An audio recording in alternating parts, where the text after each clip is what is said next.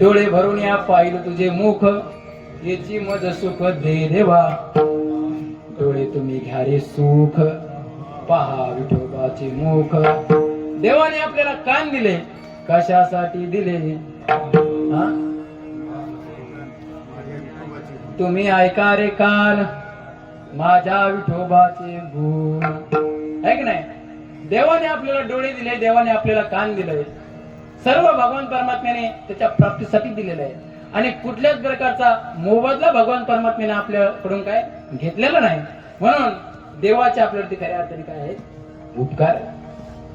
उपादान कारण या शरीराचा भगवान परमात्मा आहे, परंतु या शरीराचं निमित्त कारण असणारे आई वडील.